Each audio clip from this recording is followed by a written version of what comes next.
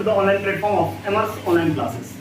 तो अब तक जो है हम लोग class 9 Bihar board mathematics book में एनसीईआरटी जो आपका बुक है इसमें हम लोग 5 चैप्टर जिसका नाम क्या है आपका यूक्लिड की ज्यामिति का परिचय यानी chapter 5 introduction to Euclid geometry में हम लोग काम कर रहे थे, जिसमें हम लोगों ने आपका जितने भी कॉन्सेप्ट थे उन सारे कॉन्सेप्ट को ध्यान में रखते हुए आपके प्रश्नावली 5.1 के क्वेश्चन नंबर 1 और 2 को हमने खत्म कर लिया था। यानी आज के क्लास में हमें क्वेश्चन नंबर 3 से देखना है, यानी क्वेश्चन नंबर 3 से देखना है। तो सबसे पहले जो आपका चैप्टर है वो चैप्टर क्या है, तो चैप्टर जो है आपका पार्ट 5 है, ठीक है, जिसका नाम क्या है यूक्लिड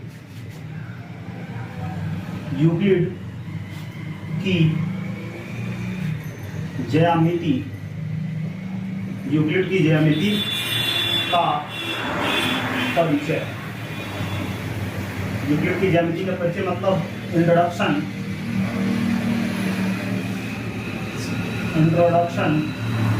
टू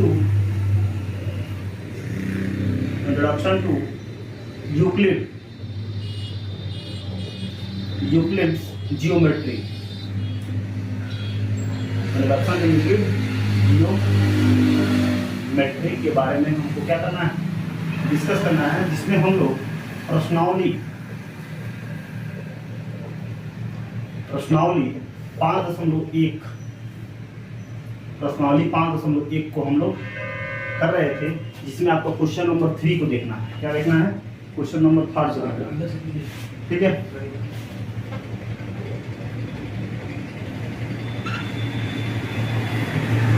क्वेश्चन नंबर 3 को तो क्वेश्चन नंबर जैसे कि क्वेश्चन नंबर 3 में बोल रहा है कि नीचे दी गई अभिधारणाओं पर क्या करना है, आपको विचार करना है, ठीक है। नीचे दी गई अभिधारणाओं पर आपको यहाँ पे क्या करना है, विचार करना है, ठीक है। और कैसा विचार करना है, क्या करना है, तो कैसे को काम करना है, यहाँ पे आपको देखना है। तो कह रहा है 3 नंबर में नीचे दी गई 2 अभिधारणाओं पर विचार कीजिए। कह रहा है 2 भिन्न बिंदु ए और बी, ठीक है। सबसे पहले मान लेते हैं कि 2 भिन्न बिंदु है ए और बी। हमने मान लिया कि ए और बी जो है ना 2 भिन्न क्या है आपका बिंदु है, ठीक है। अब क्या बोला हुआ है, अब तीसरा एक बिंदु सी पर ऐसे विद्यमान है कि ए और 2 भिन्न बिंदुओं और ठीक है 2 भिन्न बिंदु बना हुए हैं ए बी दिए रहने पर एक दूसरा बिंदु सी ऐसे विद्यमान है जो ए और बी के बीच स्थित है, ठीक है। बी और बी की क्या है, स्थित है, ठीक है। तो मान देखिए यानी इसे क्या है, मान लेते हैं कि ए बी क्या है, एक रेखा है और इसी के बीच में क्या है सी जो है ना यहाँ पे क्या है आपका विद्यमान है, ठीक है। ये बैठा हुआ है यहाँ पे, ठीक है। तो अब यहाँ पे कह रहा है ए और बी के बीच स्थित है, कह रहा कि यहाँ पहला में, ठीक है।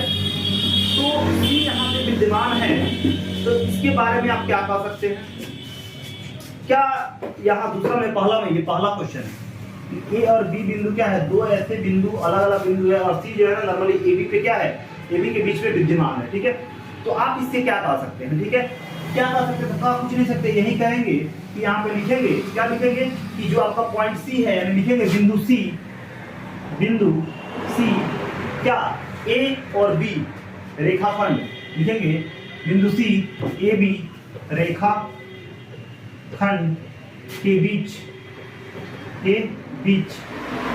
स्थित है, क्या है, बीच क्या है, स्थित है, ठीक है। पहला तो ये कहेंगे, ये हो गया, ठीक है। मतलब ए और बी 2 जो है ना बिंदु दिया होता है, उसके बीच में क्या है सी अब लाई गया होता, तो हमने ए बी को मिलाया और सी के ऊपर ये है यानी बीच में है। तो हम क्या लिख सकते हैं, इससे क्या हमको मतलब इससे क्या पता चल रहा है, इससे यही इस पे विचार करने पे ये पता चल रहा है कि बिंदु सी जो है ना ए बी रेखाखंड के बीच में स्थित है।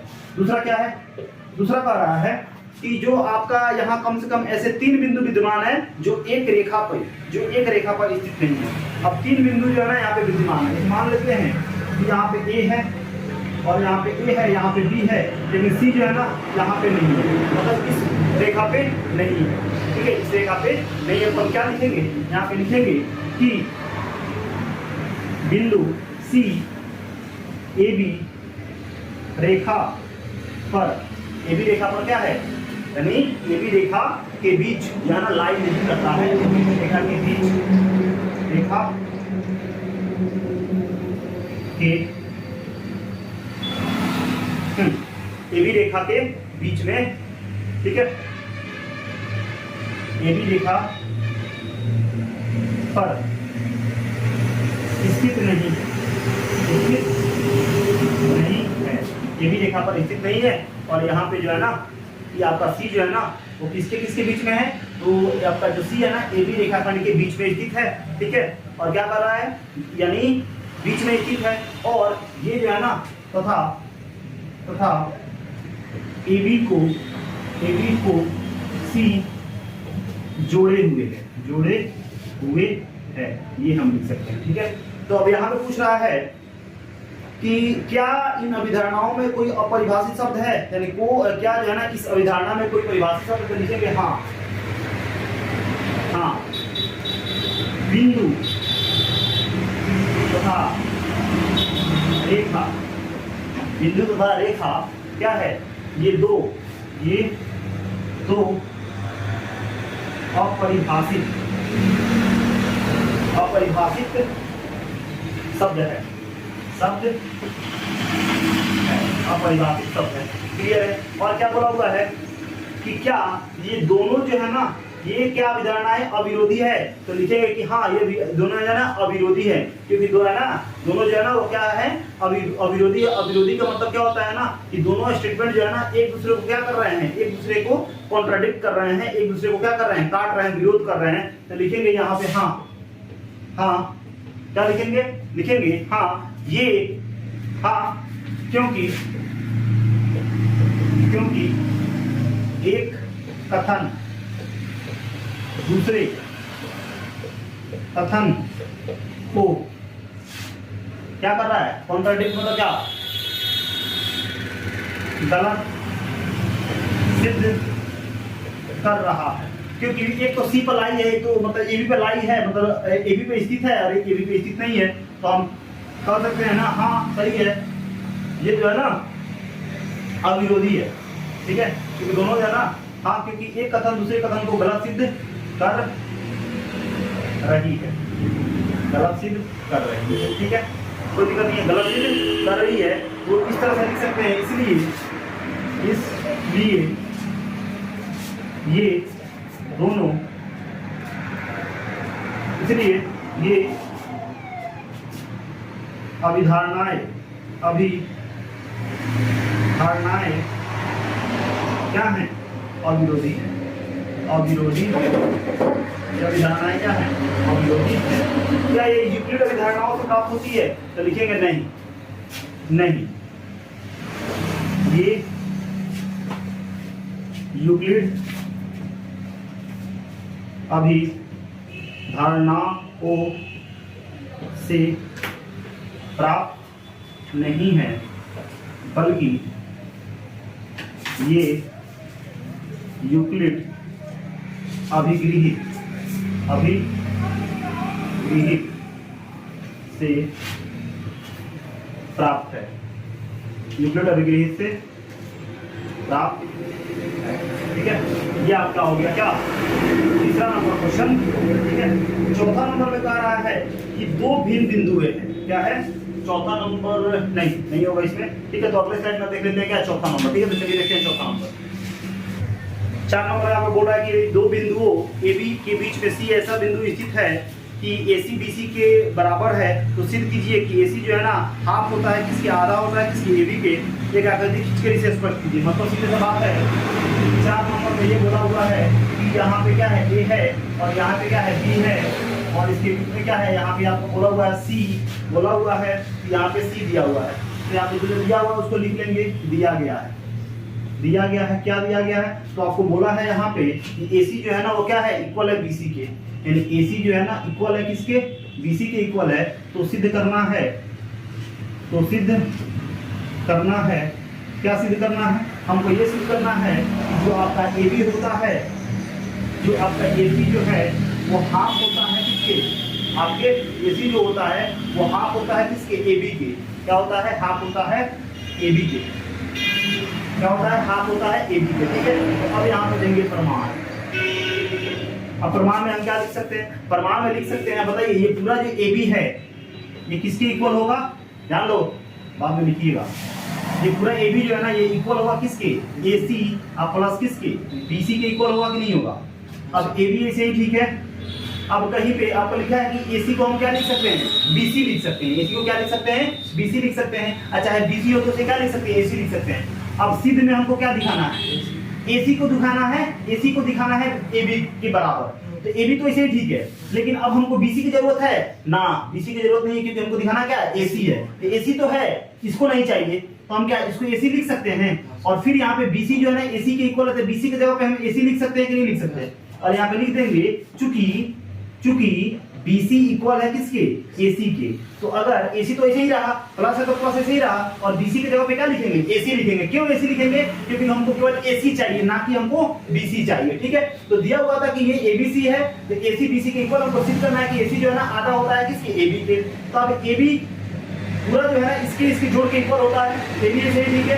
तो अब AC तो ठीक है, क्योंकि हमको AC चाहिए, लेकिन हमको BC नहीं चाहिए। तो BC नहीं चाहिए तो एक कंडीशन दिया होगा कि BC इक्वल है AC के। तो अगर BC नहीं चाहिए तो BC को क्या बना सकते हैं, AC बना सकते हैं। तो हमने AC बना दिया। अब AB ऐसे ही ठीक है। अब एक AC कितना हो जाएगा, 2 AC होगा कि नहीं होगा, ठीक है। और आगे अगर देखें तो ये इधर क्या है, 1 है कि नहीं है ना, तो ये 2 है, गुना में इधर जाएगा तो भाग में। तो बताओ 1/2 AB इसके इक्वल हो जाएगा, AC के इक्वल हो जाएगा, नहीं हो जाएगा। इस तरह से लिख सकते हैं कि AC बराबर कितना हो जाएगा, 1/2 AB हो जाएगा। और ये क्या आ गया हमारा, ये यहाँ पे आपका सिद्ध हो गया, यानी प्रूव हुआ। तो क्या हो गया, ये लिख सकते हैं प्रूव्ड। और इस तरह से आपका 4 नंबर क्वेश्चन क्या हो गया, खत्म हो गया। क्लियर है। तो चलिए अगले स्लाइड में देखते हैं क्या, आपका 5 नंबर क्वेश्चन देखते हैं। चलिए, तो 5 नंबर क्वेश्चन में कह रहा है कि आपका प्रश्न 4 में जो C रेखाखंड था, AB का क्या था, मध्य बिंदु था।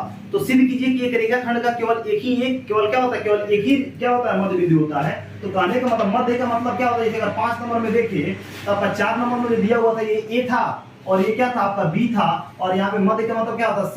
यानी कहने का मतलब अगर ये यहाँ पे 2.5 cm है, तो यहाँ भी ये 2.5 cm, इसका मतलब क्या है कि ये जो C है इसका मध्य बिंदु है। तो किसी भी चीज का मध्य क्या होता है, एक ही ना बिंदु होता है, बहुत सारा तो नहीं हो सकता है। तो हमको दिखाना है कि क्या आपका जो C है ना, वो किसी भी 2 बिंदु का, किसी भी एक रेखा अगर 2 बिंदुओं से मिलकर बनी है तो उसका बस केवल क्या होता है, एक ही को मध्य बिंदु होता है। ठीक है, तो यहाँ पे हमको प्रूव करना है कि केवल एक ही मध्य बिंदु होता है। तो जो प्रूव करना होता है ना उसको उल्टा मान लेते हैं। तो यहाँ पे एक होता है, जिसको क्या मान लेंगे, 2 है, तो मान लेते हैं कि वो, और यहाँ पे क्या है आपका D है, क्या है, D है। ठीक है, तो यहाँ पे लिखेंगे दिया गया है। क्वेश्चन में क्या हुआ था, ठीक है। हमको ये सिद्ध करना है कि यहाँ पे मतलब एक ही क्या होता है आपका मध्य बिंदु होता है। ये हमको क्या कर देना है, यहाँ पे प्रूव कर देना है, सिद्ध करके हमको यहाँ पे दिखा देना है। ठीक है, कोई दिक्कत नहीं है।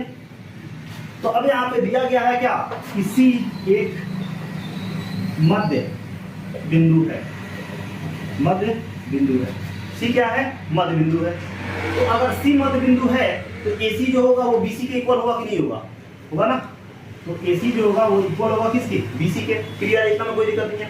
ठीक है, तो हमको प्रूफ करना है, तो हमको ये प्रूफ क्या करना है, सिद्ध करना है। क्या करना है, हमको सिद्ध करना है कि यही दिया गया कि C एक मध्य बिंदु है और AC क्या है, BC के इक्वल है। तो हमको प्रूफ करना है क्या, कि आपका जो तो दिया गया, हाँ ठीक है,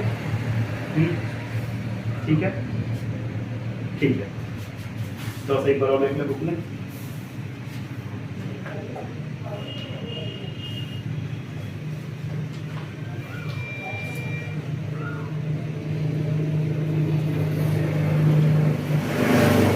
ठीक है, C रेखाखंड AB का मध्य बिंदु कहलाता है। ठीक है, दिया गया, सिद्ध करना है कि एक रेखाखंड का केवल एक ही क्या होता है, मध्य बिंदु होता है। ठीक है, तो अब यहाँ पे हम देंगे क्या, प्रमाण। क्या देंगे, प्रमाण। ठीक है, तो हमने माना कि प्रमाण में हमने क्या किया, माना कि D जो है ना, माना कि D बिंदु रेखाखंड AB का मध्य बिंदु है। हमने ये माना, क्या है, मध्य बिंदु। यानी D जो है ना, D बिंदु जो है ना रेखाखंड AB का क्या है, मध्य बिंदु है। तो अगर AD का क्या बोलते हैं, मध्य बिंदु अगर है, तो यहाँ पे जो AD होगा वो क्या होगा, जो आपका AD होगा, AD यानी जो पूरा जो आपका AD होगा, ये AD जो होगा वो हाफ होगा किसके, AB के। मध्य बिंदु का मतलब क्या है कि अगर ये है A, ये है B और ये है D। ठीक है, तो कहने का मतलब है कि ये जो AD बात कर रहे थे, AB किसके इक्वल होगा, AD प्लस इसके BD के। है कि नहीं है?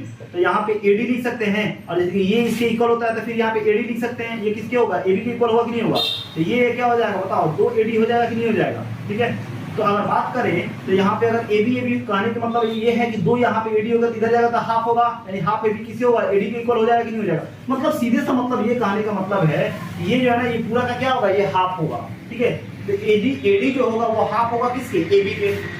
यानी अगर ये मध्य बिंदु है तो ये पूरा का ये क्या होगा? आधा होगा। ठीक है, कौन? AD आधा होगा। ठीक है, इसको हम मान लेते हैं क्या? 1 मान लेते हैं। ठीक है, क्या मान लेते हैं? 1 मान लेते हैं। और फिर हमने पहले ही दिया गया है कि C एक मध्य बिंदु है।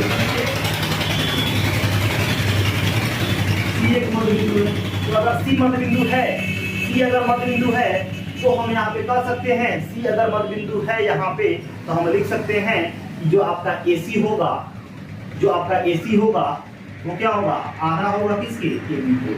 आधा होगा किसके? AB को होगा। इसको मान लेते हैं क्या? हम 2 मान लेते हैं। क्या मान लेते हैं? आपका 2 मान लेते हैं। अब क्या करते हैं देखेंगे क्या है, तो आपका यहाँ पे हम कहेंगे कि समीकरण 2 से पहले को क्या करेंगे? घटाएंगे, यानी दूसरे से पहले को समीकरण 2 को समीकरण फर्स्ट से पहले से घटाने पर क्या करेंगे? घटाने पर। कोई दिक्कत नहीं है, क्या करेंगे? घटाएंगे। मतलब सीधे सा मतलब है कि अब देखिए यहाँ पे आपका जो AC है, ठीक है, AD जो है ना, उसमें क्या करेंगे आपका? ध्यान से देखिए कि अब यहाँ पे आपका जो AD ऐसे ठीक है, माइनस क्या हो जाएगा? AC हो जाएगा, और बराबर हाफ AB में क्या करेंगे? माइनस कर देंगे, हाफ AB से कर देंगे कि नहीं कर देंगे? इससे ये कैंसिल आउट हो गया। तो AD माइनस AC इक्वल हो जाएगा, यानी 2 से ना 2 से इसको बढ़ाना है, मतलब यहाँ पे हम लिख सकते हैं क्या? ठीक है, कोई दिक्कत नहीं है। तो ये होगा 0। अब AD ऐसे ठीक है, ये माइनस में इधर जाएगा तो प्लस में AC, यानी AD क्या हो गया? AC के इक्वल हो गया। तो अगर AD AC के इक्वल होगा तब ये क्या होगा? ये आपका मध्य बिंदु होगा। लेकिन यहाँ पे दूसरा है ना, तो या तो ये हो सकता है कि D जो है ना C पे आ जाए, या हो सकता है कि C जो है ना D पे आ जाए, तभी ये क्या होंगे? बराबर होंगे। ठीक है, तो ये पॉसिबल तभी हो सकता है जब D जो है ना C पे आ जाए। ठीक है, तो AD AC के इक्वल कब होगा? तो यहाँ पे लिखेंगे ये तभी संभव है, या चूंकि या तभी संभव है जब, तभी संभव है जब बिंदु D बिंदु C पर, बिंदु D जो है ना C पे क्या हो जाए? आ जाए। ठीक है, बिंदु D जो है ना C पे क्या हो जाए? C पर प्रतिस्थापित हो जाए, प्रतिस्थापित हो जाए। तो इस तरह क्या कह सकते हैं? प्रतिस्थापित हो जाए। तो इसलिए हम कह सकते हैं, इसीलिए आपका बिंदु C AB का, AB रेखाखंड का क्या होगा? मध्य बिंदु होगा, मध्य बिंदु होगा। और यही हमको सिद्ध करना था, और यहाँ पे आपका क्या हो गया? 5वां नंबर प्रूव हो गया। ठीक है, अब चलिए अगले स्लाइड में देखते हैं कि आपका 6 नंबर क्वेश्चन देखते हैं कि क्या कहता है। ठीक है, अब आपका 6 नंबर क्वेश्चन क्या बोल रहा है? देखिए, बता रहा है कि यहाँ पे एक आकृति दिया हुआ है। ठीक है, कौन सा आकृति दिया हुआ है 6 नंबर में? तो यहाँ पे बोला हुआ है कि यहाँ पे इस तरह का आकृति दिया हुआ है, और ये है आपका A, यहाँ पे दिया हुआ आपका B, और यहाँ पे आपका है C, और ये दिया हुआ आपका क्या? D दिया हुआ है। ठीक है, और यहाँ पे लिख देंगे दिया गया, ये पे लिखे दिया गया है। क्या दिया गया? तो बोला हुआ है कि आपका AC जो है ना इक्वल है किसके? BD के। तो सिद्ध करना है, तो सिद्ध करना है, क्या सिद्ध करना है आपको? आपको सिद्ध करना है कि AB जो है ना वो इक्वल है किसके? आपके CD के। AB जो है ना इक्वल है किसके? आपके CD के इक्वल है। हमको यहाँ पे क्या कर देना है? सिद्ध कर देना है, यानी आपको यहाँ पे सिद्ध करके आपको दिखा देना है कि ये इक्वल है। ठीक है, अब बताइए यहाँ पे, तो अब यहाँ पे देखिए प्रमाण क्या है? प्रमाण। तो क्या दिया हुआ है? AC जो है ना दिया हुआ है किसके? BD के इक्वल है। यहाँ पे क्या कैसे हम लिख दिए इसको? तो ये है प्रश्न से, किससे? प्रश्न से, क्योंकि प्रश्न से मतलब क्या वो पहले ही दिया हुआ है। तो हमको दिखाना है AB इक्वल है किसके? CD का। ध्यान दो, AB इक्वल है CD के। तो अगर AB में से BC को घटा दे और ये आपके मतलब यहाँ पे कहने का मतलब है कि ए बी हमको दिखाना है सी डी के, तो इसका तो कोई जरूरत नहीं है। तो ये ए सी में से अगर हम बी सी को घटा दें, ए सी में से माने कि पूरा में से हम इसको घटा देते ए बी बचेगा, और इस बी डी में से हम अगर बी सी को घटा देते सी डी बचेगा कि नहीं बचेगा, आ जाएगा कि नहीं आ जाएगा, यही तो हमको प्रूव करना है, ठीक है कि नहीं है।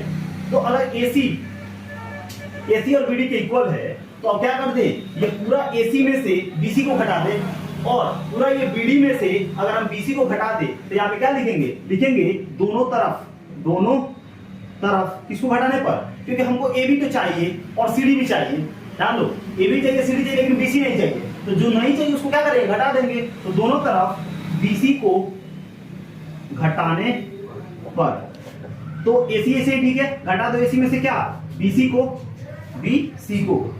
BC यहाँ पे होगा, दोनों तरफ BC को घटाने पर, BC को घटा दो बराबर BD में से क्या कर दो, आपको BC को घटा दो।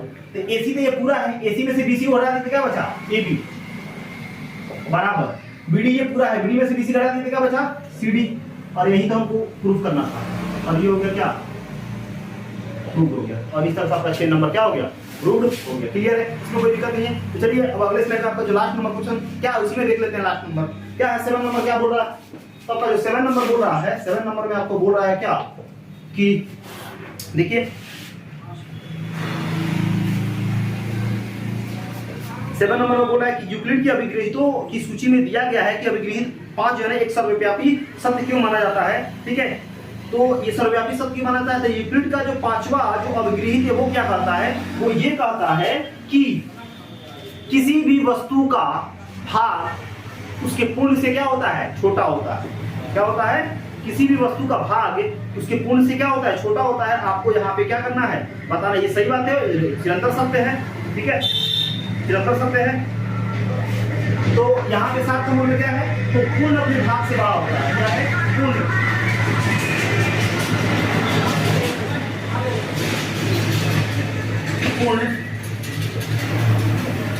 अपने भाग से बड़ा होता है, पूर्ण अपने भाग से बड़ा होता है, सही बात है। कैसे हम बता सकते हैं, तो जैसे मान लेते हैं ये क्या होता है, पूर्ण है, ठीक है, इसे अगर हम 4 पार्ट कर दे, इस तरह कर दे, और इसमें से एक पार्ट को निकाल दे, एक पार्ट को क्या कर दे, निकाल दे। जैसे हमने मान लिए कि हम जो है ना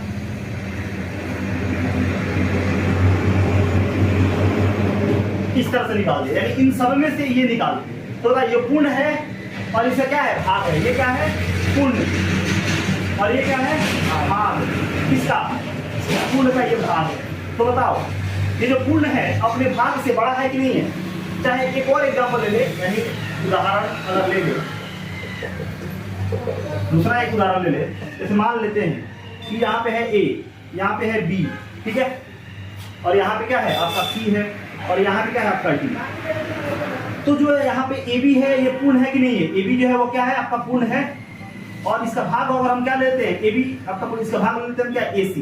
तो बताइए ये क्या है, इसका भाग है कि नहीं है, तो बताइए बड़ा कौन होगा, बड़ा तो है ना, होगा, है कि नहीं है, इसलिए इसको क्या कहा गया है, निरंतर सत्य कहा गया है, ठीक है। और इस तरह से जो है ना ये दोनों आप लिख दीजिएगा, तो आपका 7वां नंबर क्वेश्चन खत्म हो गया, तो दोनों एग्जांपल लिख दीजिएगा, हो गया। तो इस तरह से आपका 5.1 एक्सरसाइज खत्म हो गया। अब अगले क्लास में जो है आपका 5.2 एक्सरसाइज है, जो कि मात्र 2 क्वेश्चन है, 10 मिनट का वो वीडियो होगा, और उसमें हम क्या कर लेंगे, उसको सॉल्व कर लेंगे, और आपका 5 चैप्टर खत्म हो जाएगा। तब हम लोग चलेंगे आपका 6 चैप्टर पर, जिसमें क्या है, रेखाएं और कोण है, यानी एंगल्स और क्या है आपका क्या बोलते हैं, लाइन्स एंड एंगल्स है, जो कि काफी आसान सा चैप्टर है, उसमें कॉन्सेप्ट समझना होता है। क्योंकि अगर 9th में अगर आप रेखाएं और कोण अच्छे से अगर पढ़ लेते हैं, तो आपको अगले आने वाले क्लासेस में, मतलब जो बड़े क्लासेस में, आपको कहीं से कोई दिक्कत नहीं होगा। तो 6 चैप्टर को जो है ना जरूर देखिएगा, क्योंकि ये आपका जो 6 चैप्टर है, ये आपकी ज्योमेट्री का क्या है, बेस है, और इसको ध्यान से पढ़िएगा, क्योंकि इसमें बहुत सारे रूल्स आएंगे, और इन रूल्स को अगर याद रखे हैं और आपको इसके प्रूफ को अगर जान लेते हैं, तो आपको जो है ना ज्योमेट्री में, यानी फिगर वाले क्वेश्चन में आपको कहीं से कोई दिक्कत नहीं होगा। तो ठीक है, फिर मिलते हैं अगले क्लास में अगले वीडियो के साथ। Thank you.